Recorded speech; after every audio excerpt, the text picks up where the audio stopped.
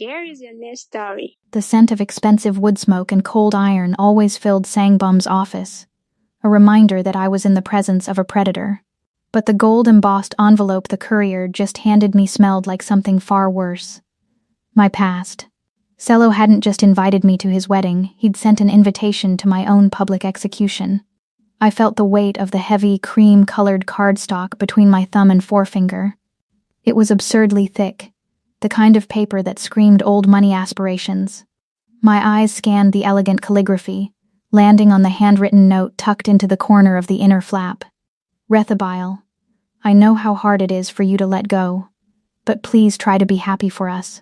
Don't come alone and embarrass me again. It would be a shame for the staff to have to escort you out. Welcome back, my dangerous dreamers. Today we aren't just talking about love, we're talking about the cost of disrespect. We've all been the person who was thrown away once someone else climbed a little higher. But what happens when the person they threw away becomes the person they can no longer touch? If you're ready to see a social climber meet a real king, hit that like button and subscribe. Grab your tea, dim the lights, and let's watch the sparks fly. Let's begin. The silence in the boardroom was absolute, the kind of silence that had a physical weight to it. We were on the 60th floor of the Keon Global Tower, a glass and steel monolith that pierced the low-hanging clouds of a rainy Seoul afternoon. Outside the floor-to-ceiling windows, the city was a blurred watercolor of charcoal grays and neon blues, the rain slicking the streets far below into shimmering ribbons of light. I sat at the massive obsidian table, its surface so polished it acted as a black mirror, reflecting the flickering city lights and the sharp, dangerous silhouette of the man sitting across from me. My fingers traced the raised gold ink of the invitation, my nails painted a deep professional burgundy clicking softly against the paper. I could feel the heat rising in my neck, a slow burning fuse of humiliation and rage. Cello knew exactly which buttons to press. He knew that after 3 years of building his life, of being the silent engine behind his social ascent, his suggestion that I was a clinger would cut deeper than any physical blade. I forced my breathing to remain steady, the air in the room tasting of ozone and filtered oxygen. As an elite fixer, my face was my greatest asset, a mask of serene, untouchable competence. But the cardstock was trembling, only a fraction of a millimeter. But in this room, under his gaze, it might as well have been a flag of surrender. Xian Sang-boom hadn't moved. He sat at the head of the table, a predator carved from granite. His broad shoulders filled the high-backed leather chair, his charcoal gray suit tailored so perfectly it looked like armor. He didn't lean back. He loomed, even while seated. His hands, large and scarred across the knuckles, rested flat on the obsidian surface, framing the logistics contract we had been finalizing seconds before the courier interrupted. I felt his eyes on me. They weren't just dark. They were obsidian, devoid of light, cataloging every micro-expression on my face. Sangbum didn't just see people. He dismantled them. The contract, his voice broke the silence, a low, gravelly vibration that seemed to hum through the table and into my very bones. It is signed, Rethabile. Our business is concluded for the day. Yes, I managed, my voice crisp, though my throat felt like it was lined with glass. I began to tuck the invitation back into its envelope, my movements hurried. My apologies for the interruption, Chairman. I'll see myself out. I started to rise, the heels of my Louboutins clicking against the marble floor as I pushed my chair back. The sound was too loud, too frantic. I reached for my leather portfolio, but before I could retreat, the air in the room shifted. It was like the drop in pressure before a massive storm. Sangbum stood. The movement was fluid, terrifyingly graceful for a man of his size. He didn't just stand, he claimed the space. He walked around the perimeter of the table, his footsteps silent on the polished floor. I froze, my hand hovering over my bag. He stopped inches from me, his presence an invisible wall of heat and dominance. He was significantly taller than me, forcing me to tilt my head back to maintain eye contact. Up close, the scent of wood smoke was intoxicating, masking the faint metallic tang of the rain outside. He didn't ask for permission. He reached out, his large hand eclipsed mine as he took the gold-embossed envelope from my grasp. His skin was warm, his touch possessive. I watched, my heart hammering against my ribs as he pulled the card out. He didn't just read it, he consumed the information. His jaw tightened, the muscles there corded like steel cables. I saw the moment he reached Cello's handwritten insult. The temperature in the room seemed to plummet. Sangbum's eyes turned pitch black, the pupils dilating until the iris vanished entirely. This wasn't the billionaire VC looking at a piece of mail. This was the ghost king of the Korean underworld looking at a target. Cello, he murmured the name, and it sounded like a death sentence. The man you spent 3 years elevating. The man who thinks he can invite a queen to a stable and expect her to thank him for the hay. It's nothing, I lied, my professional mask cracking. Just a pathetic attempt at a power play. I'm not going, obviously. I have no reason to be in Cape Town for a wedding that serves as a mockery of everything I built for him. Sangbum stepped closer, invading my personal space until I could feel the steady thrum of his heartbeat. He held the invitation between 2 fingers, looking at it with utter disdain before his gaze snapped back to mine. The intensity was blinding. He saw the vengeful streak I hid so well, he saw the fire behind my professional perfection, and for the first time, he reached out and stoked it. "You are a fixer, Rethable," he said, his voice dropping to a dangerous silky whisper that raised the hair on my arms. "You solve problems for the elite. You bury scandals. You create legends.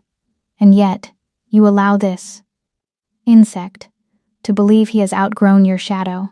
He reached out with his free hand, his thumb grazing my jawline. It was a calculated territorial gesture.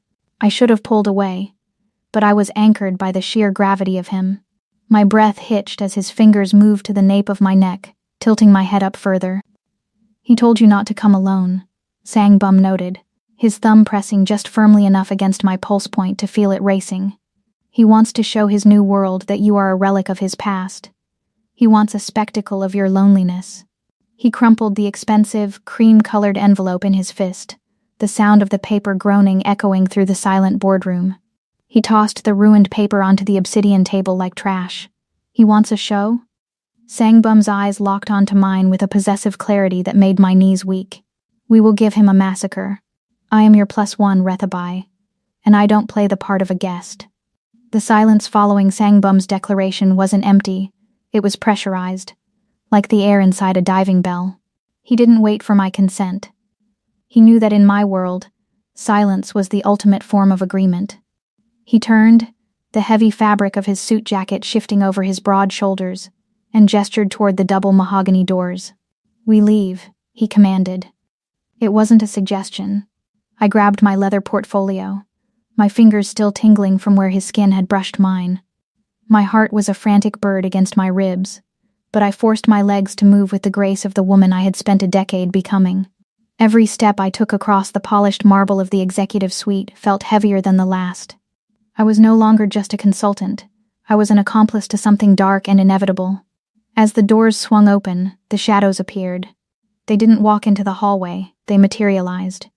4 men in identical black suits, their earpieces glinting under the recessed lighting, formed a diamond perimeter around us. They didn't speak. They didn't even look at me. They moved like a single, lethal organism, their footfalls synchronized with Sangbum's heavy, deliberate stride. I walked at his side, feeling the sheer physical gravity of the man.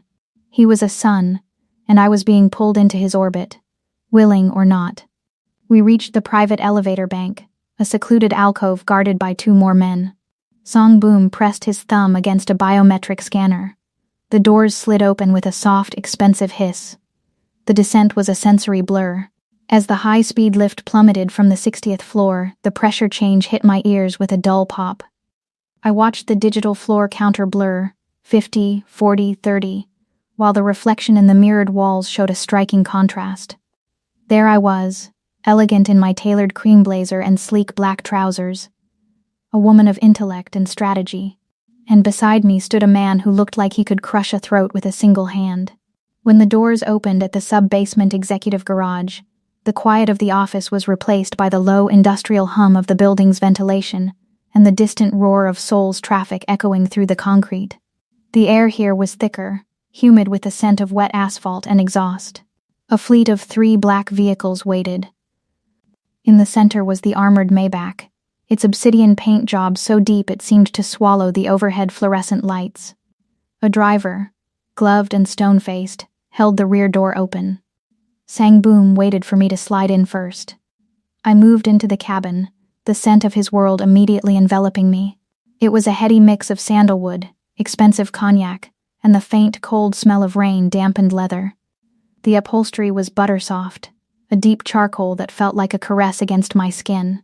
He climbed in beside me, his massive frame making the spacious interior feel suddenly intimate. The door closed with a heavy, vacuum-sealed thud, instantly killing the noise of the garage. It was a tomb of luxury. The car pulled away, the motion so smooth I only knew we were moving by the way the garage lights streaked across the tinted windows. "You're quiet," Rethabile, Sangbum said, his voice a low rumble that vibrated through the seat. He didn't look at me, he was looking at a tablet, his profile sharp and unforgiving in the dim cabin light. "I'm calculating the risk," I replied, smoothing the fabric of my trousers. "You don't play the part of a guest for free. What is the price of a king's presence at a wedding in Cape Town?" He turned his head then, his obsidian eyes catching the flash of a passing neon sign. "Intelligence is why I hired you for the logistics deal. It's also why I'm taking you to South Africa. This isn't charity. I have a merger pending with the Han Day Group. They are traditionalists, men who believe that a bachelor is an unstable element. They want to see a man who has a woman capable of standing at his side, not behind him. A queen who can navigate a boardroom and a gala with equal lethality." "A contract marriage?" I asked, my brow arching. "A contract partnership," he corrected. "For the duration of this trip, you are mine. In exchange, I dismantle the man who thinks he can disrespect my partner. I want Cello to see exactly what he threw away, and I want him to realize he can never touch it again." I looked out the window as we hit the main artery of Gangnam. The neon lights of the city, vibrant pinks, electric blues, and searing yellows washed over the interior of the car. The rain was heavier now, drumming a rhythmic, muffled beat against the reinforced glass. As the lights blurred, I felt the phantom ache of a memory I usually kept locked in a lead-lined box. 6 months ago. The penthouse I had, curated for us. The rain had been just as heavy then. I had come home with a bottle of vintage champagne to celebrate Cello's promotion, a promotion I had secured by blackmailing the rival candidate with his own offshore accounts. I found Cello standing in the center of the living room, his bags packed. He didn't look guilty, he looked bored. "You're too much, Rethabile," he had said, his voice flat, devoid of the warmth he'd used when he needed me to fix his messes. "You're too professional, too intimidating. When I look at you, I feel like I'm looking at a business plan, not a wife. I need someone who makes me feel powerful, not someone who reminds me I'm only here because of her brilliance." He had left me in the apartment I paid for, with the furniture I chose, to go to a woman whose only talent was having a father with a 300-year-old surname. The memory recoiled as Songboom's hand suddenly rested on the center console, inches from mine. His presence was the antithesis of Cello's. Cello wanted a mirror to reflect his ego. Songboom wanted a weapon to complement his power. "The snake thought you were too much," Songboom said, as if he could read the dark thoughts swirling in my mind. He was right. You were far too much for a small man. But for me, you are just enough. The car slowed, turning into the private, gated driveway of my apartment complex. It was a fortress of glass overlooking the Han River, but today, the entrance looked different. The valet, a young man who usually greeted me with a polite nod, stood frozen on the sidewalk. His face was pale as he stared at the motorcade. 3 armored SUVs and a Maybach didn't just visit this neighborhood, they occupied it. He looked like he wanted to run, his eyes darting between the lead security vehicle and the dark glass of our car. The Maybach came to a controlled halt. The lead shadow was out of his vehicle before our wheels had even stopped turning, his hand hovering near his jacket as he scanned the perimeter. "We are here," Sangbum said, finally closing his tablet. He looked at me, a predatory glint in his eyes. "Go get your dossier. Show me the man we are going to destroy." I stepped out of the car, the cool, rain-scented air hitting my face. I didn't look back at the terrified valet. I walked toward the lobby, knowing that the man following me wasn't a boyfriend or a fiancé. He was a force of nature I had just unleashed on the world. The lobby of my building was a cathedral of brushed steel and silent judgment. Usually, the air-conditioned stillness offered me a sense of control, but as Sang Bum walked beside me, his heavy boots thudding against the white marble, the space felt too small. The night concierge didn't even ask for his ID. He simply bowed so low his forehead nearly touched the desk, his hands trembling as he held the override key for my private elevator. We stepped into the lift. The doors slid shut with a muted chime, sealing us into a box of mirrors and wood paneling. I could see us reflected a dozen times, the elegant, sharp-edged fixer and the massive, predatory king. I caught myself watching the way his chest expanded with every slow, measured breath. The elevator rose with a stomach-flipping lurch, the digital display glowing a steady cold blue as it climbed toward the penthouse. When the doors opened directly into my foyer, the scent of beige candles, black currant and Bulgarian rose, greeted us. My apartment was a masterpiece of clinical, high-tech minimalism. No family photos, no soft edges, just floor-to-ceiling glass overlooking the Han River, which looked like a vein of liquid silver under the battering rain. "Your sanctuary," Sang Bum rumbled, stepping past me. He didn't wait to be invited. He moved through the open-plan living area, his presence a dark stain on my white leather Minotti sofa. He looked entirely out of place, a wolf in a glass gallery. He stopped at the window, his hands clasped behind his back, looking down at the city as if he already owned every light in the skyline. "It's a fortress," I replied, setting my portfolio on the obsidian dining table. "I don't let people in here," Sang Bum. "I know," he said, turning back to me. His eyes were unreadable. A fixer with a secret heart. A dangerous thing to have in our world. I ignored the bait and went to the kitchen island, my movements precise as I poured 2 fingers of a rare hibiki into lead crystal tumblers. The ice clinked, a sharp, lonely sound in the quiet room. I brought the glasses over, setting one in front of him before spreading out the physical files and 3 synchronized tablets. "Let's work," I said, my voice tight. We sat at the long obsidian table, the surface cold against my forearms. I flicked a finger across the tablet, projecting the image of Cello and his bride-to-be, Annika van der Merwe, onto the wall-sized screen. Cello looked smug, his arm draped around Annika, a blonde, porcelain-faced heiress whose family owned a sprawling wine empire in Stellenbosch.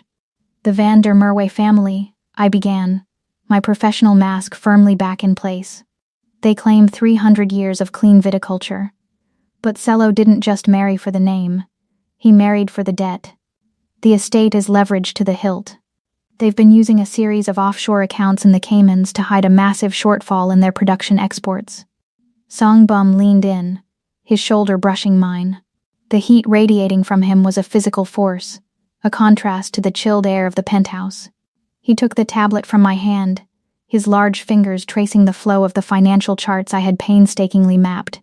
"You've played this like a banker, Rethabile," he murmured, his voice a low vibration in the space between us. "You've found the cracks in the foundation. But you're thinking about a lawsuit. I'm thinking about a collapse." He leaned closer to the screen, his scent, wood smoke and cold iron, overpowering the rose candles. "Look at the logistics firm they use for the European exports. Vanguard Shipping." I frowned, leaning in to follow his gaze. My hair brushed against the fabric of his suit. I looked at them. "They're a standard third-party carrier." "No," Sang Bum said, his voice dropping an octave. He tapped a specific sub-entry in the digital ledger, his nail clicking against the glass. "They are a shell company, registered in Macau. They don't just ship wine, Rethabile, they ship favors for the triads. And I know the man who owns the parent company." The air in the room seemed to vanish. I looked at the numbers again, my mind racing. If Vanguard is tied to Macau, and the van der Merwes are using them to bypass export taxes, then they aren't just tax evaders, Sang Bum finished, a slow, terrifying smile spreading across his face. "They are laundering money for a syndicate that makes the Korean Mafia look like schoolboys. And the owner of that parent company? He owes me a life debt from a botched port deal 5 years ago." I felt a shiver of pure, cold adrenaline. This was the difference between us. I was a surgeon, cutting out the cancer, He was the god of the storm, ready to level the entire hospital. "So," I whispered, turning my head to look at him. He was already looking at me, his face inches from mine. "With one phone call, you can freeze their entire supply chain?" "With one phone call," he said, his gaze dropping to my lips for a fraction of a second before snapping back to my eyes. "I can make it so that by the time they reach the altar, the Vandermeer name is worth less than the paper this invitation is printed on." Cello isn't marrying into a fortune, he's marrying into a funeral. The silence that followed was electric. I could hear the rain lashing against the glass, the hum of the refrigerator, and the heavy, synchronized thud of our hearts. My hand was resting on the table, and Sangboom slowly covered it with his own. His palm was broad and rough, pinning my hand to the obsidian surface. I didn't pull away. The heat from his skin was the only thing keeping me grounded in a world that was suddenly spinning. "Why help me this much?" I asked, my voice barely a breath. "The merger doesn't require the total annihilation of a South African wine family." "Because you asked," he said simply. "And because I find I dislike the idea of anyone thinking they can take something from you and survive." He stood up abruptly, the movement breaking the spell. The sudden absence of his heat made me feel exposed. I watched him walk to the window again, the first faint light of dawn beginning to bleed through the soul fog, turning the sky a bruised, hazy purple. He turned and walked toward the foyer, his long dark coat billowing slightly. I followed him, my legs feeling heavy, the exhaustion of the night finally catching up to me. At the door, he stopped. He reached out, his fingers catching my chin, tilting my face up so I had no choice but to meet his obsidian gaze. His touch was firm, possessive, a silent promise of the chaos to come. "Sleep, Rethabile," he said, his voice a dark caress. "Tomorrow, we start the physical transformation. We need to prepare the world for what you are about to become." He leaned in, his lips hovering just a hair's breadth from my ear. "By the time we land in Cape Town, Cello won't just be an ex, he'll be a ghost." He let go of my chin and stepped into the elevator. As the doors slid shut, I stood in the foyer of my silent, cold fortress, the taste of his wood smoke still on my skin, and for the first time in 6 months, I didn't feel like a woman who had been thrown away. I felt like a woman who was being armed. The transition from the sanctuary of my penthouse to the reality of Sangbum's world felt like stepping into a cold, fast-moving current. 2 days had passed in a blur of encrypted calls and tactical planning, but today, the plan required a physical form. The drive through Gangnam was a sensory overload of neon and glass. It was late afternoon, the sun a dying ember behind a thick veil of smog, turning the city into a wash of hazy orange and bruised violet. We sat in the back of the Maybach, the silence between us heavy with the weight of things unsaid. Sangboom was dressed in a suit of such deep navy it was nearly black, his presence making the expansive cabin feel claustrophobic. I watched the city fly by, a blur of luxury boutiques and crowded intersections, until we veered away from the main strips. We pulled up to an unassuming, reinforced concrete structure tucked behind a high-end art gallery. It looked like a brutalist bank vault, windowless and cold. There were no signs, no logos. Just a single, massive steel door and 2 shadows standing guard, their eyes hidden behind dark lenses. The descent was made in a heavy-duty freight elevator. There was no polished wood here, only industrial steel and the rhythmic clank of chains. As we dropped, the temperature cooled, the air growing crisp and sterile. When the doors finally groaned open, my breath hitched. This was not a retail store. It was the subterranean palace of the Keon family's private image architects. The armory was a cavernous space of raw concrete and polished chrome, illuminated by soft, recessed lighting that made the racks of garments look like museum exhibits. The air smelled of expensive mulberry silk, raw leather, and the faint, sharp sting of tailoring chemicals. A dozen staff members moved like ghosts, silent, efficient, and dressed in monochromatic black. They bowed in perfect unison as Sangbum stepped out, but they didn't look at him. Their eyes were on me. "She needs to be redefined."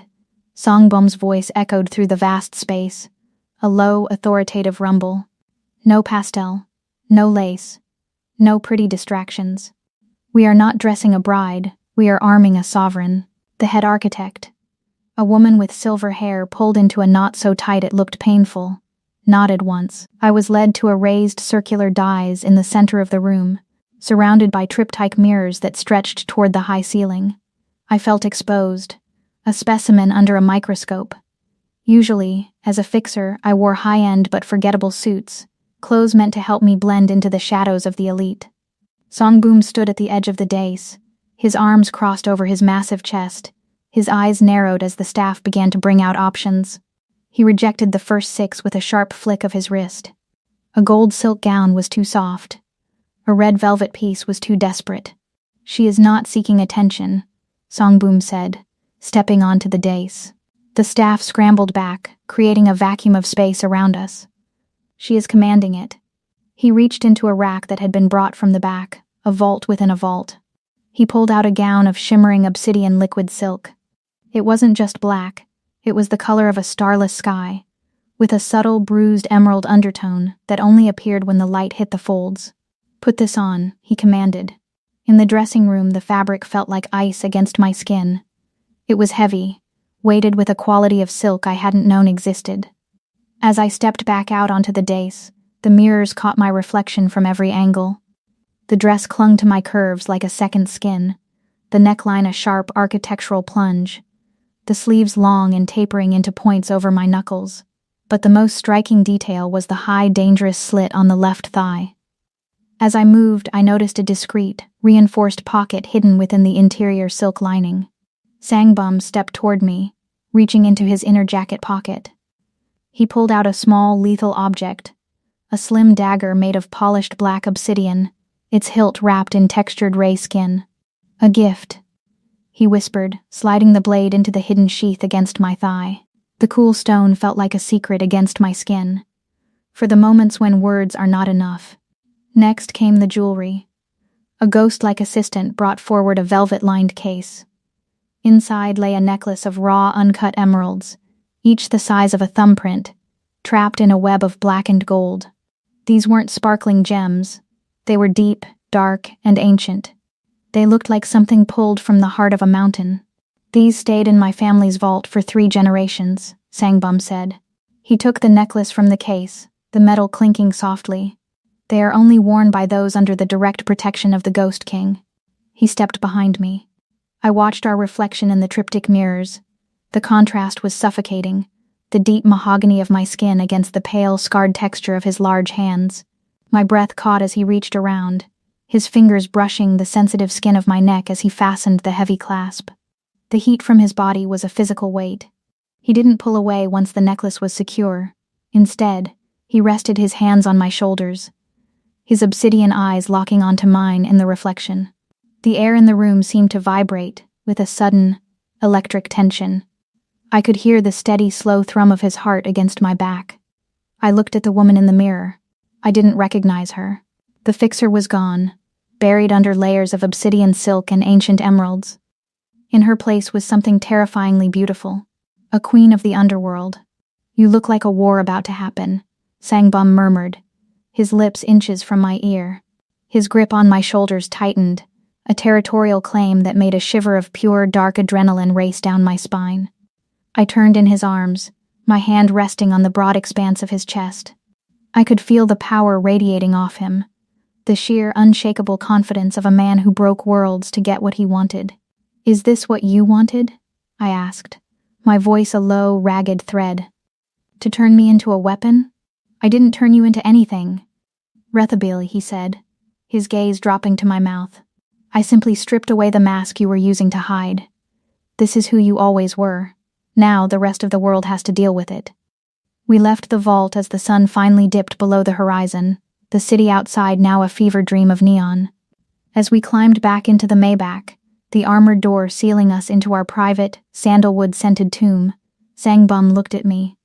The shadows of the passing streetlights danced across the sharp angles of his face. "The world is going to stare, Rethabili," he said, his voice a dark, velvet promise. "Let them. You were never meant to be a background character in a weak man's story. You were meant to be the climax." I looked out at the rain-slicked streets of Seoul, the obsidian blade heavy against my thigh, and the emeralds cold against my throat. Selo wanted me to be embarrassed? He wanted me to come alone? He had no idea that he hadn't just invited an ex-girlfriend. He had invited the end of his world. The transition from the subterranean vaults of Gangnam to the private hangar at Incheon was a blur of tactical silence. The armored Maybach glided onto the tarmac, coming to a halt beneath the towering shadow of a matte black Gulfstream G700. It wasn't just a plane. It was a mobile command center, the silver phoenix of the Kaon family crest etched onto the tail like a threat. The air outside was biting, smelling of sea salt and high-octane fuel. I followed Sangbum up the air stair, the heels of my boots clicking sharply against the metal. 2 flight attendants stood at the entrance, their faces masks of professional neutrality, bowing so low they seemed to fold in half. "Welcome, Chairman. Welcome, Miss Valentine," they murmured. I stepped into the cabin, and the world changed. The interior was an exercise in dark, masculine luxury, deep mahogany panels, cream silk wool carpeting, and a conference table made of a single slab of obsidian-veined marble.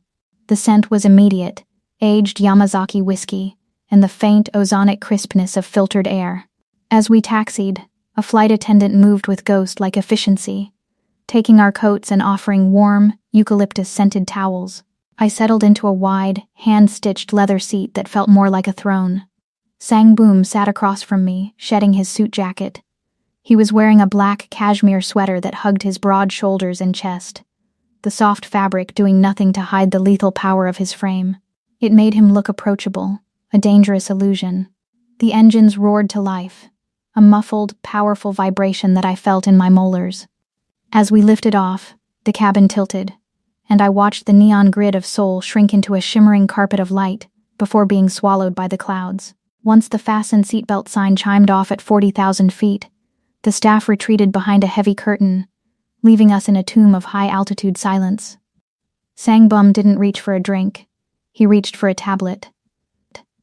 "Come here," he commanded, his voice a low rumble that cut through the white noise of the engines. I unbuckled and moved to the marble table, sitting in the chair adjacent to him. The proximity was startling. In the dim, recessed amber lighting of the cabin, the tattoos on his neck seemed to writhe as he moved. He slid a tablet toward me, showing a series of red and green tickers. "Cello's tech startup, Ascend Logistics," Sangbum said, his thumb tracing a sharp downward spike on a graph. He spent the last 6 months inflating its valuation to impress the Van der Merwis. He's used their family name as collateral to secure a massive line of credit from a private equity firm in Singapore. "I know that firm," I said, my fixer brain clicking into gear. "They're aggressive. If the valuation drops below a certain threshold, they can trigger an immediate margin call." "Exactly." Sangbum leaned in, the scent of wood smoke and cashmere enveloping me. I spent the last 2 hours shorting his stock through 3 different shell companies. By the time we cross the Indian Ocean, his board of directors will receive an anonymous tip regarding irregularities in his user growth data. The compliance errors I've leaked to the Van der Merwe family's lead counsel will make him look like a liability, not a genius. I watched the screen. It was digital carnage. We were systematically dismantling the bridge he had built to his new life while we were 7 miles above the earth. Suddenly, my phone buzzed on the table. A notification from the wedding WhatsApp group. A group I had muted but hadn't left, keeping it as a window into the enemy camp. "Cello, is anyone else having trouble with the banking apps in CT? Minor glitch, I'm sure. Looking forward to seeing everyone at the rehearsal dinner tonight. It's going to be legendary." I felt a dark, cold thrill of satisfaction. "He's noticing the frost," I whispered, showing the screen to Sangbum. "He thinks it's a glitch. He has no idea the sun has already set on his credit. He's a small man playing a big man's game," Sangbum said dismissively.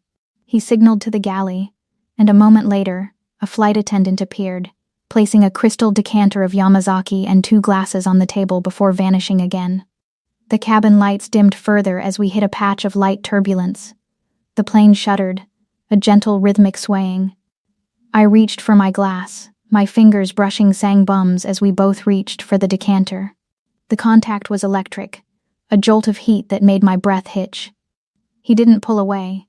He let his hand linger over mine, his obsidian eyes searching my face. "Why do you do it, Rethabil?" he asked, his voice barely a whisper. "You could have taken a settlement.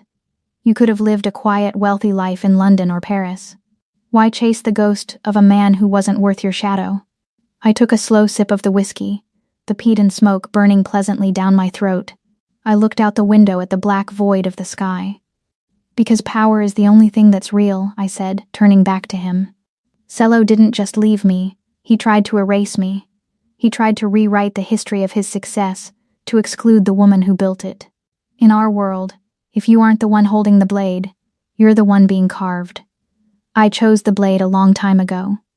Sangbum nodded slowly, a look of grim understanding in his eyes. Safety is a lie sold to the middle class. For people like us, there is only the throne or the grave. I like your fire, Rethabile. It matches the coldness in my own blood. He leaned closer, his face inches from mine. The physical tension was suffocating, a taut wire stretched between us. I could see the faint scar near his temple, the predatory curve of his lips. For a moment, I thought he might kiss me, and I realized with a start that I wouldn't stop him. But he simply reached past me, his arm grazing mine, to close the lid of my laptop. Rest now, he said, his voice a dark caress. The massacre requires you to be sharp. I retreated to the oversized sleeper berth in the back of the cabin. As I lay there, the muffled roar of the jet became a lullaby. Every few hours I would wake to the feeling of a turn or the slight change in engine pitch. Once, I peered through the curtain and saw Sangbum still at the table, a lone figure in the dark, bathed in the blue light of a monitor, moving pieces on a global chessboard. Hours later, the cabin began to brighten with a sharp, piercing light. I sat up, pushing back the silk duvet. The flight attendant appeared with a tray of fresh Kona coffee and sliced dragon fruit. We are beginning our descent into Cape Town, Miss Valentine. I moved to the window. The neon, rain-slicked world of Seoul was a lifetime away. Below us, the Atlantic Ocean was a vast sheet of crinkled cobalt, and rising out of the mist was the unmistakable, flat-topped silhouette of Table Mountain. The sunlight here was different, honest, harsh, and blindingly bright. It didn't hide anything. Sangbum was already dressed in a fresh suit, his tie knotted with military precision. He stood by the door as the wheels hit the tarmac with a puff of blue smoke. The jet taxied toward a private terminal where 3 armored black SUVs were already idling, their engines humming in wait. The stairs lowered, and the heat of the South African morning rushed in, a dry Finbo's-scented warmth that tasted of salt and earth. Sangbum stepped onto the tarmac first, his presence immediately commanding the attention of the local security detail. He turned back, offering me his hand. As I took it, the gold-embossed invitation, the one that had started this entire war, lay forgotten on the mahogany table inside the plane. He looked at the mountain, then back at me, his eyes twin voids of dark intent. "The air in Cape Town is too clean, Rethabile," he said, his voice a promise of the storm to come. "Let's fill it with a scent of his regret." We moved toward the lead SUV. The driver held the door open, and as I slid into the cool leather interior, I felt the obsidian blade against my thigh. The hunt had officially moved from the shadows of the internet to the soil beneath our feet. The drive from the Cape Town International Airport was a study in clinical efficiency. The 3-car motorcade moved through the highway traffic like a shark through a school of minnows, the lead SUV clearing a path that local drivers were too intimidated to block. I watched out the window as the landscape shifted from the flat, scrubby plains of the Cape Flats to the jagged, breathtaking majesty of the mountain, but my mind was in the lobby of the Silo Hotel. The motorcade turned into the V&A waterfront, the tires humming over the brick-paved roads. We pulled up to the Silo, an architectural marvel of concrete and pillowed geometric glass windows that bulged outward like diamonds. It was a monument to industrial chic wealth, the perfect stage for a social climber like Cello to preen. But today, the preening was over. Before our Maybach had even come to a full stop, the lead and rear SUVs disgorged 8 shadows. They moved with a terrifying, silent synchronization, fanning out across the entrance and into the lobby.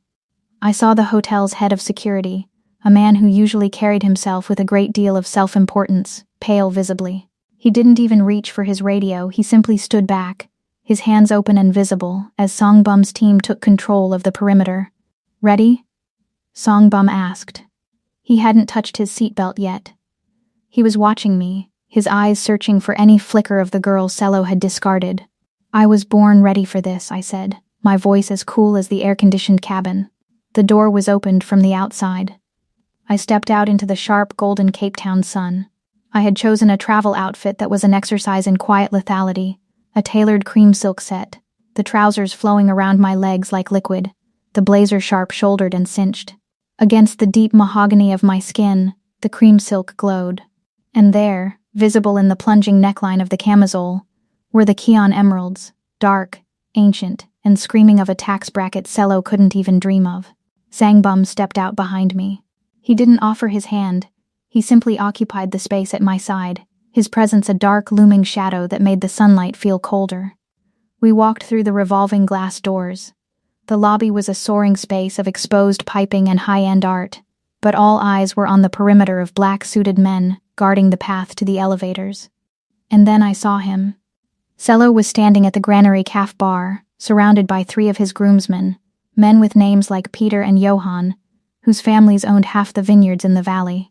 Cello was holding a glass of high-end scotch, laughing at something Peter had said, leaning back with the practiced ease of a man who thought he had finally arrived. Then he saw me. The laughter didn't just stop, it died a violent death. I watched the physical glitch take over his body. His smile froze, then twisted into a mask of pure, unadulterated shock. His hand trembled, the scotch sloshing against the rim of the glass with a sharp clink, clink, clink that I could hear from across the room. The men beside him followed his gaze, their conversations tapering off into an awkward, heavy silence. I didn't slow down. I walked toward the private elevator bank, my head held high, my eyes fixed on the destination. Cello, driven by a decade of habit and a desperate need to reclaim his dominance, set his glass down on the marble bar and stepped forward. He straightened his blazer, trying to summon the concerned ex-persona he had used to gaslight me for years. "Rethabile?" He called out, his voice cracking slightly. "Rethabile, what is all this?" He tried to intercept us, his hand reaching out as if to grab my arm. He never got within 3 feet. 2 shadows stepped into his path, their movements so fast they were a blur.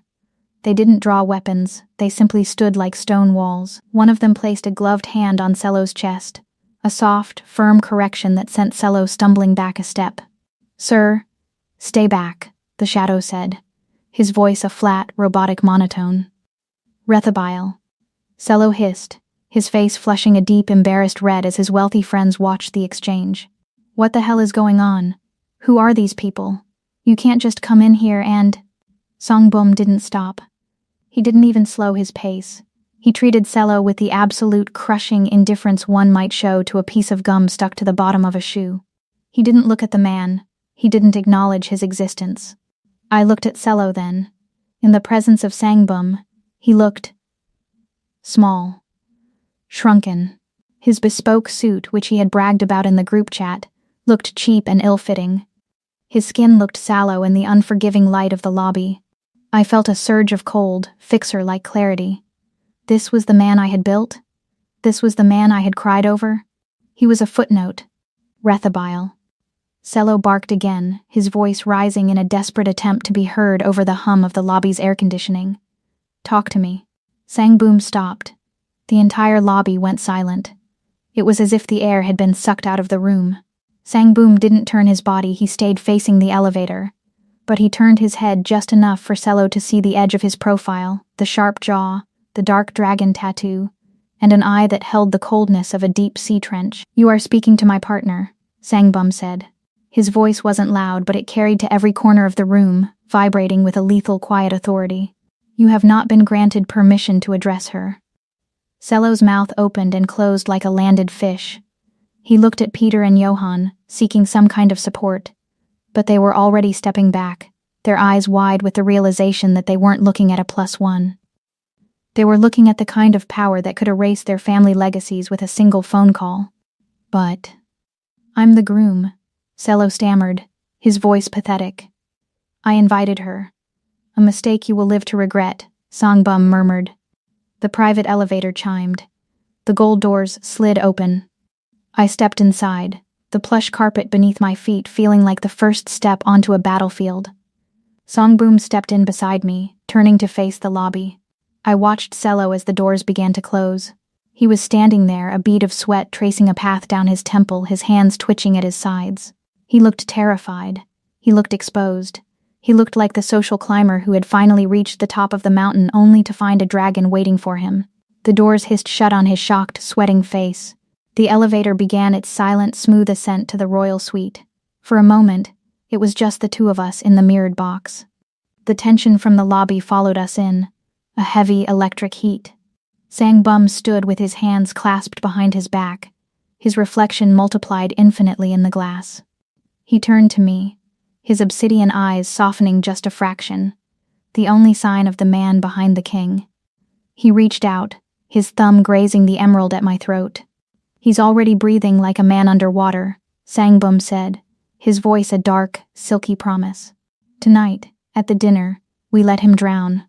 I looked at my own reflection, at the woman in cream silk and ancient gems, and I didn't feel the sting of the wedding invitation anymore. I felt the weight of the crown. "Let's make sure the water is ice cold," I replied. The drive from the V&A waterfront to the rolling hills of Stellenbosch was a 40-minute descent into the heart of South African aristocracy. The sun had long since dipped behind the jagged peaks of the Jonkershoek Mountains, leaving the sky a deep, bruised indigo. As our motorcade wound through the moonlit vines, the smell of the evening drifted through the cracked window of the Maybach, a heady, intoxicating cocktail of night, blooming jasmine, damp earth, and the sweet, fermenting scent of ripening grapes. We turned into the Van der Merwe estate, a sprawling Cape Dutch manor with whitewashed gables that glowed like bone under the floodlights. This was old money manifested in stone and soil. The gravel crunched beneath our tires, a sharp, rhythmic sound that felt like a countdown. "The architecture is meant to intimidate," I whispered, adjusting the heavy silk of my obsidian gown. "It's meant to tell you that these people have been here longer than your ancestors have been free." Sangbum sat beside me, his silhouette a solid, terrifying block of shadow. He reached out, his hand covering my knee, his thumb pressing firmly into the silk, just inches from where the obsidian blade was strapped to my thigh. "Ancestry is just a story people tell themselves when they lack the power to create a future," he said, his voice a low, gravelly vibration. "Tonight we write a new story." The door was opened by a valet who didn't dare make eye contact. As I stepped out, the obsidian liquid silk of the gown rippled like oil on water. The high-set plunge of the neckline caught the moonlight, and the Keon emeralds at my throat glowed with a dark, verdant fire. I felt the weight of the dagger against my skin, a secret lethal companion. Sangbum stepped out behind me, a silent lethal tower in a bespoke black tuxedo that seemed to absorb the light around him. We entered the manor. The rehearsal dinner was set in the grand dining hall, a room of dark oak beams and flickering candlelight. Cello was at the head of the long table, dressed in a white tie ensemble that screamed of desperate effort. He was laughing too loudly, his arm draped around Claire, the porcelain-faced heiress who looked more like a trophy than a bride. The room didn't just go quiet when we entered, it exhaled. The shift in the social atmosphere was instantaneous and violent. Cello's father-in-law, Peter van der Merwe, a man whose face was a map of sun-damaged privilege, stood up abruptly. I watched his eyes travel from my face to the emeralds, then finally to the man at my side. His jaw dropped. He didn't just recognize Sangbum, he looked like he had seen a god walk into a temple of clay. "Chairman Keon?" Peter stammered, his voice carrying across the silent hall. He ignored Cello completely, stepping away from the head of the table as if the groom didn't exist. We were told you were in the country, but we never dreamed." The billionaires and vineyard owners who had been surrounding Cello seconds ago began to drift away from him like iron filings pulled by a more powerful magnet. They crowded around us, their voices a hushed, reverent murmur, desperate for a moment of the Ghost King's attention. Cello stood frozen. The ego he had tried so hard to rebuild in the lobby that afternoon was visibly crumbling. He looked at me, his eyes wide and bloodshot, the realization dawning on him that he wasn't the main character of this evening. He was the background noise. We were seated. I sat to the right of the Van der Merwe patriarch, while Sangbum sat across from me, his gaze never leaving mine. As the first course, a delicate smoked trout, was served, the first strike landed. It started with a soft buzz on the table. Then another. Cello's phone was vibrating incessantly. I watched him. At first, he tried to ignore it. A tight, pained smile fixed on his face as he tried to engage Claire in conversation. But the buzzing didn't stop. He finally reached for the phone, his hand trembling so violently that his silver appetizer fork rattled against the fine bone china, a sharp, dissonant sound in the elegant room. I saw the moment the blood left his face. His skin turned a sickly, translucent gray, and a fine sheen of cold sweat broke out on his forehead. The smell of his panic reached me, a sour, metallic scent that cut through the jasmine. He was staring at a notification that his company, Apex Tech, had been delisted from the exchange.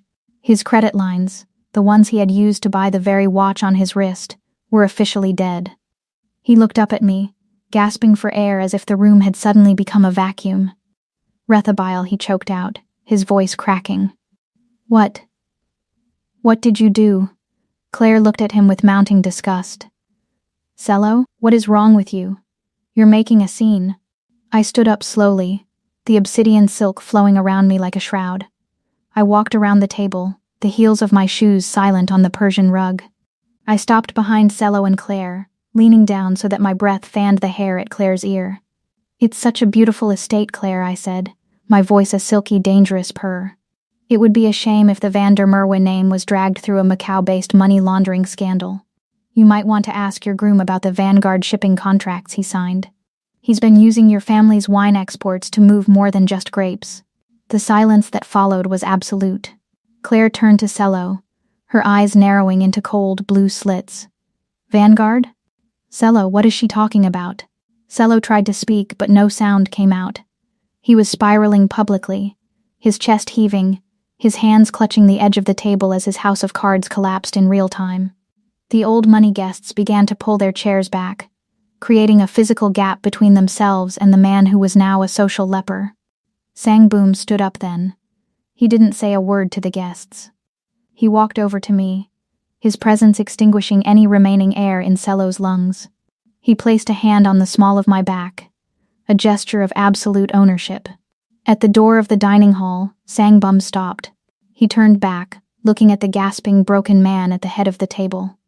"You thought she was a tool you could use to climb," Sangbum said, his voice a dark, resonant boom that seemed to shake the very foundations of the manor. "You didn't realize she was the hand that held the blade. And I am the one who sharpened it." As we walked out into the cool Stellenbosch night, the sounds of Cello's frantic explanations and Claire's rising fury faded behind us. I felt the obsidian blade against my thigh and the heat of the king at my side. "One more day," I whispered as the Maybach door closed, sealing us in. "Tomorrow," Sangbum replied, "we finish him." The digital clock on the bedside table pulsed a cold, rhythmic blue. 3 a.m. In the royal suite of the Silo Hotel, the silence wasn't peaceful. It was a living, breathing thing, heavy with the electricity of the coming dawn. I stood by the towering, pillowed glass windows, my reflection a ghostly overlay against the kaleidoscope of the Cape Town harbor lights. The geometric panes distorted the masts of the yachts below into jagged spears of neon. I was wrapped in a floor-length robe of black silk, the fabric cool and fluid against my skin. In my hand, a glass of water felt like lead. I stared out at the city, watching the slow, rhythmic sweep of the lighthouse beam across the dark Atlantic. I was dismantling a life out there. Somewhere in the dark, Cello's future was hemorrhaging, and I was the one who had opened the vein. A soft, frantic thudding at the suite's heavy oak door broke the stillness. It wasn't the confident knock of room service or the silent arrival of a shadow. It was the sound of a drowning man hitting the surface of the water. I didn't call out. I didn't move. I watched the door handle turn, then heard the click of a keycard, likely the result of a desperate bribe to a junior staffer who didn't yet realize that crossing Sangbum was a death sentence. The door swung open, and Cello stumbled into the foyer. He looked like a caricature of the man who had stood smugly at the bar that afternoon. His tuxedo jacket was gone, his white shirt was stained with sweat and scotch, and his boatee hung limp around his neck like a noose. His hair, usually styled with nauseating precision, was matted and wild. The social king mask hadn't just slipped, it had been pulverized. "Rethabile," he wheezed, his voice thick with alcohol and terror. He didn't even see me at the window at first. He stood in the center of the dark room, swaying, his eyes darting around the luxury he had hoped to marry into. "Reethi, I know you're in here. Please." I stepped out of the shadows of the window alcove. The movement was slow, deliberate. "You're a long way from the vineyard, Cello. Shouldn't you be getting your beauty sleep for the wedding of the century?" He spun around, nearly losing his balance. "Reethi, thank God." He took a stumbling step toward me, his hands reaching out as if to grab the hem of my robe. I didn't flinch. I simply looked at him with a detachment that seemed to puncture what little pride he had left. "You have to stop this. The banks, they've frozen everything. Peter is asking questions about Vanguard. He's threatening to call off the ceremony. You're the only one who can fix this. You've always fixed things for me." "I used to," I said, my voice as flat as a grave marker. "I built the pedestal you stood on. I didn't realize until lately that I'd built it out of rot. He's using you." Cello suddenly barked, a flash of his old, manipulative self flaring up. He pointed a shaking finger toward the master bedroom. "Cheon, he doesn't care about you. He's a monster, Rethabil. A ghost who kills for sport. You're just a pawn in whatever war he's playing with the Hyundai group. Come back to me. We belong together. We're both from the same dirt, Reethi. We know how to climb." I listened to his words, waiting for the familiar sting of his gaslighting, the old urge to soften my edges to make him feel larger. But all I felt was a profound, cold disgust. I realized then that I had once loved a man who didn't exist. I had loved the potential I had projected onto this hollow, sweating shell. "The difference between us, Cello," I said, taking a sip of the water and feeling the chill in my throat, "is that I don't need to climb anymore. I've arrived, and the only thing we share is the dirt you're about to return to." "You bitch," he whispered, his face twisting. "You're going to let them destroy me, after everything?" He moved toward me, his hand raised in a desperate, drunken rage. He never reached me. From the deepest shadows of the suite, a figure emerged. There was no sound of footsteps, no warning of movement. One moment the air was empty, and the next, Sangbum was standing directly behind Cello. He wasn't wearing his suit. He was in a black silk shirt, unbuttoned at the collar, revealing the dark, coiling ink of the dragons on his chest. In the dim light, he looked like a nightmare made flesh, a silent, obsidian titan. Cello froze. The color drained from his face until he was the shade of old parchment. He didn't even turn around. He simply felt the sudden, crushing weight of Songbum's presence. He began to tremble, a fine, violent shudder that started in his hands and moved to his knees. "The girl you knew is dead," Songbum said. His voice was a low, terrifying vibration that seemed to come from the floorboards. He didn't raise his voice, yet the authority in it was absolute. "You are currently standing in the space of a woman you are not fit to look at." Cello finally turned, his neck creaking like rusted iron. He looked up at Sangbum, and I saw the moment his soul broke. He realized he wasn't in a room with a rival. He was in a cage with a predator who had already decided on the menu. I was just leaving," Cello stammered, his voice a pathetic squeak. Sangbum didn't touch him. He didn't have to. He leaned down, his face inches from Cello's. "Here is the reality of your mourning, little man.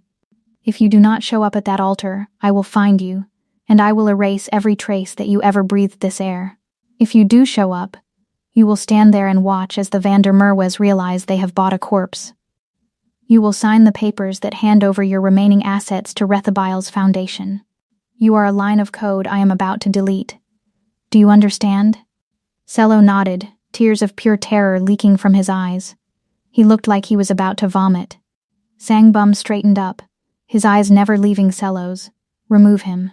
Two shadows appeared at the door, as silent as the man they served. They grabbed Cello by the elbows, lifting him off the floor as if he weighed nothing. He didn't even fight them. He went limp, his head hanging low as they dragged him out into the hallway. The door closed with a soft, final click. The silence returned, but it was different now, charged with a raw electric heat. I stood by the window, my hand still clutching the glass of water. I felt Songbum move behind me. He didn't stop until his chest was inches from my back, his warmth radiating through the silk of my robe. "You could have stopped him yourself," he murmured, his breath fanning my hair. I know, I replied, turning to face him, but I wanted to see him realize it for himself. I wanted him to see the king. Sangbum reached out, his hand sliding into the hair at the nape of my neck, his thumb grazing my jaw. He looked out at the horizon, where a thin, pale line of lavender was beginning to break the darkness over the Atlantic. The sun was rising on the day of the wedding. He came to beg for his life, Sangbum said, his voice a dark, possessive caress. He didn't realize he already lost it the moment he touched that envelope. He leaned in, his forehead resting against mine. In the quiet of the rising dawn, I realized that I was no longer a fixer for the 1%.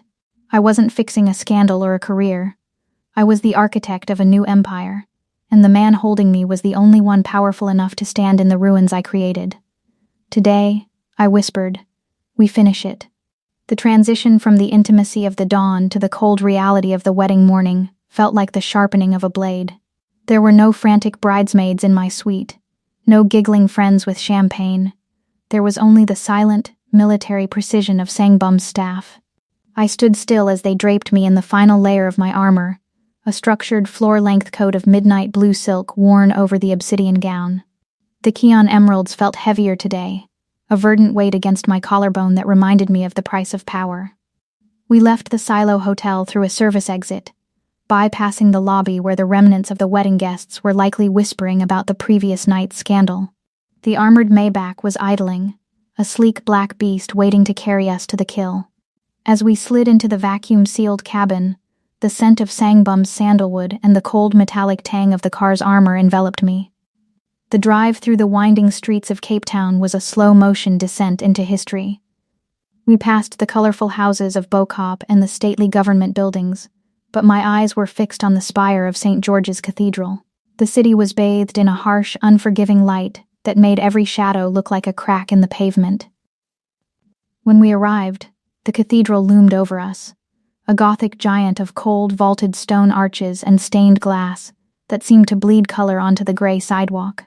As the heavy oak doors were opened by a shadow, the air that rushed out hit me like a physical blow. It was thick with the cloying sweet rot of 10,000 white lilies, mixed with the ancient, peppery sting of frankincense. It smells like a funeral, I thought, my heels clicking onto the stone floor. Good. The ceremony had already begun. The organ was humming a low, mournful tone that vibrated in the soles of my feet. Cello was standing at the altar, his back to us. Even from the entrance, I could see the tension in his shoulders.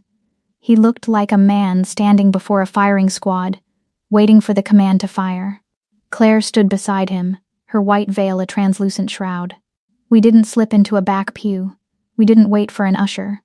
Sangbum placed his hand on the small of my back, and we began the long walk down the center aisle.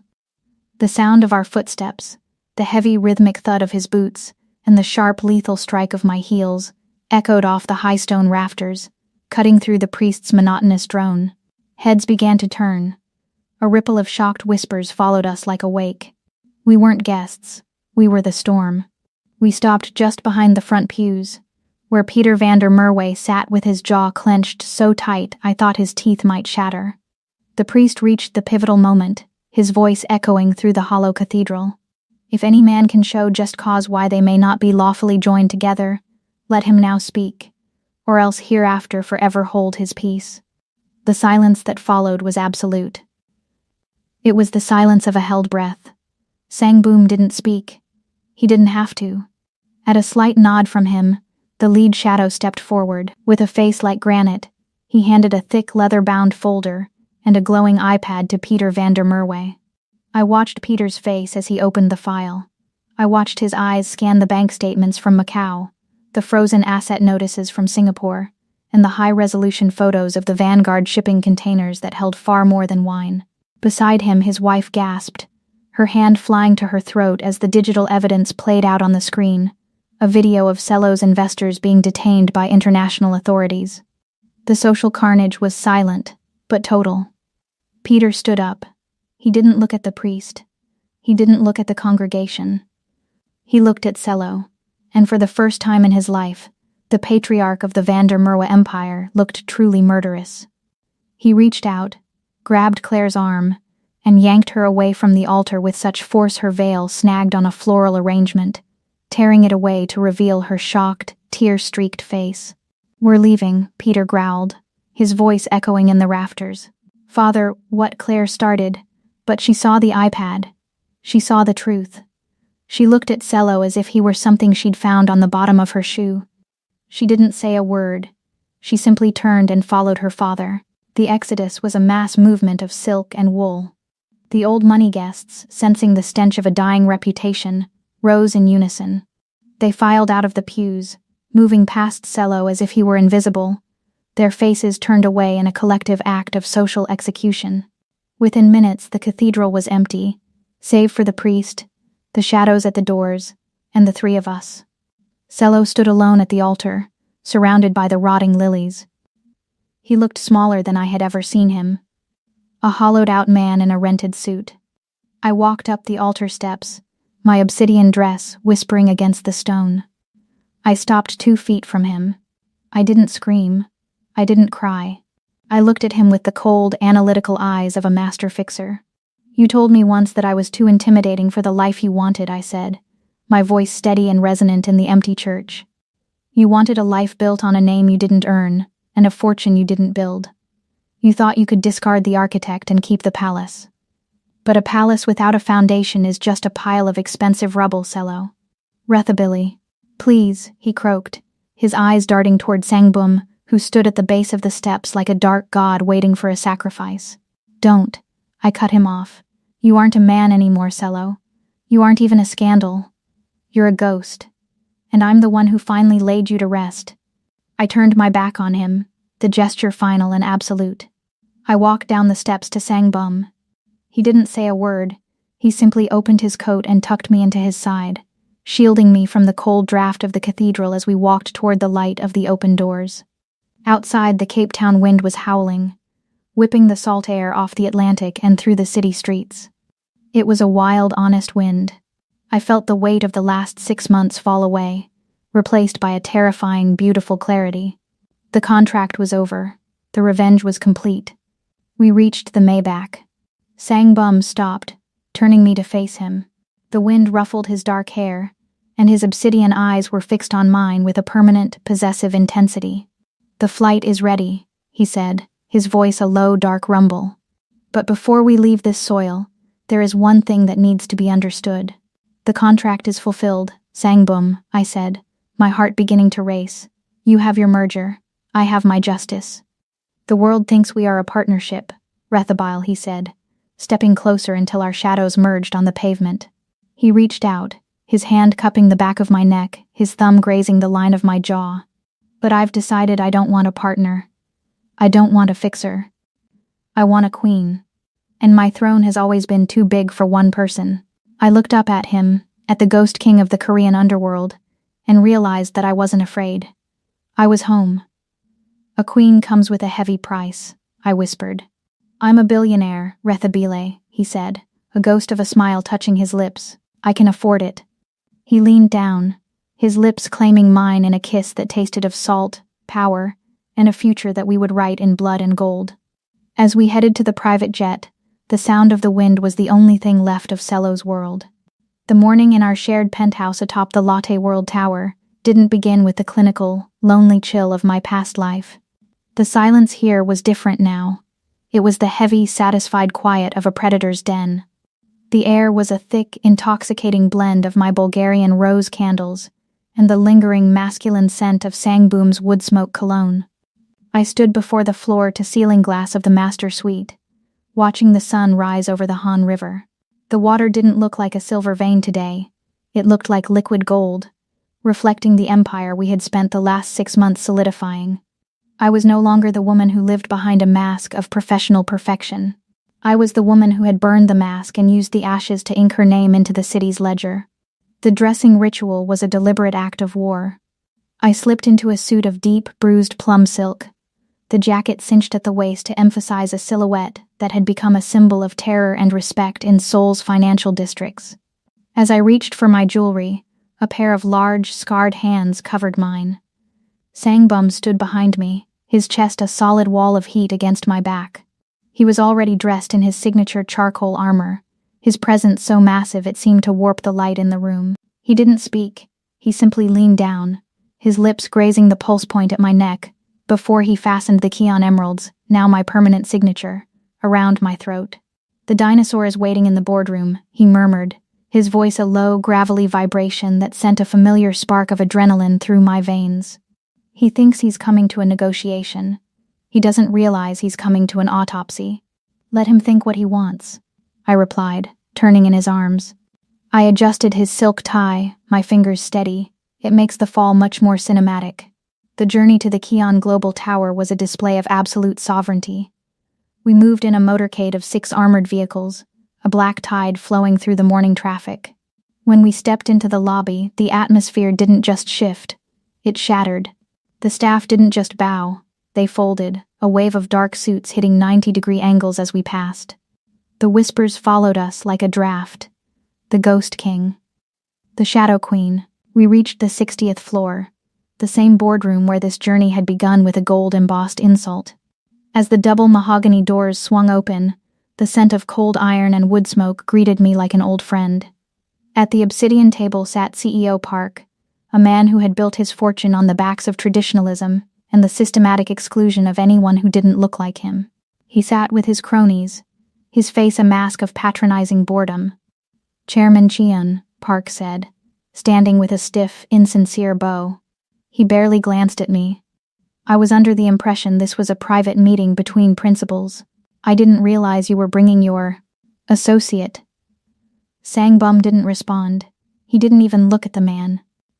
He walked to the head of the table, pulled out the heavy leather chair for me, and then took the seat beside me, crossing his legs and leaning back with a terrifying, predatory stillness. He was a silent spectator to a play he had already seen the ending of. I leaned forward, my elbows resting on the polished obsidian surface. I didn't wait for Park to sit. "Mr. Park," I began, my voice a silk-wrapped blade. "You've spent the last 3 weeks attempting to block the Hyundai merger by claiming my leadership role is a distraction to the shareholders. You've even gone so far as to suggest to the board that my background as a concierge makes me a security risk." Park chuckled, a dry, rattling sound. "I'm merely a traditionalist, Miss Valentine.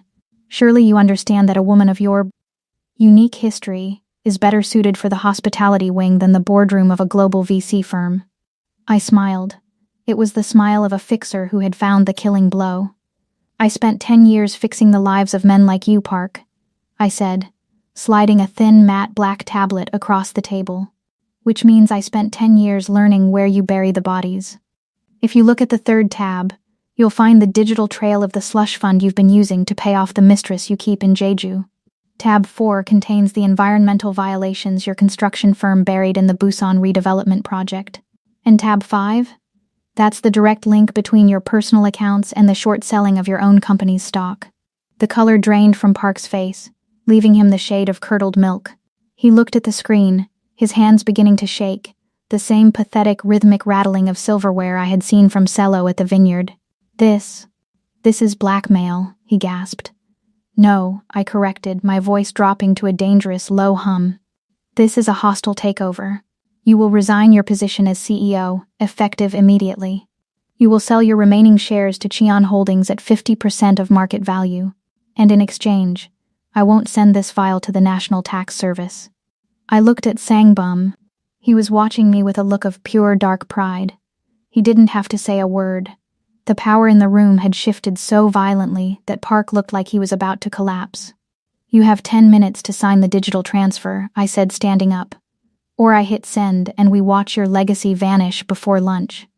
As we walked out of the boardroom, leaving a broken man in our wake, I thought briefly of the other ghost in my past. My fixer network still provided updates, though I had long since stopped asking. Cello was no longer the social king. He had been stripped of his name, his credit, and his pride. Last I heard, he was working as a junior valet at a mid-range hotel in Johannesburg, parking the cars of the men he used to pretend to be. He was a social pariah, a man whose presence in a room caused people to look away as if from a bad accident. He wasn't dead, but in our world, being forgotten was a far worse fate. We returned to the private office at the end of the hall. Sangbum turned to me, the city skyline of Seoul sprawling behind him like a conquered kingdom. He reached into his pocket and pulled out a small velvet box. He didn't offer me a diamond. He took my hand and slid a heavy, blackened gold signet ring onto my finger. It bore a combined crest, the Cheon phoenix entwined with a stylized, sharp-edged V. "The contract is ancient history, Rethabile," he said, his voice a dark caress. "This is the claim. You are the co-chair. You are the queen. And this city belongs to us." I looked down at the ring, then out at the glittering neon heart of Seoul. 6 months ago, I was a woman trying to survive a humiliation. Today, I was the woman who defined the hierarchy. The rain was starting to fall again, slicking the glass of the tower, but the wood smoke and iron in this room made it feel like a fortress. I looked at my reflection in the window, at the emeralds, the silk, and the lethal clarity in my own eyes. I was no longer fixing the lives of the elite. I was the one who decided if they got to have a life at all. I used to fix the lives of the elite from the shadows. Now, I own the light they bask in. Thoughtful woman, love it, listening from Atlanta, Georgia. Thanks.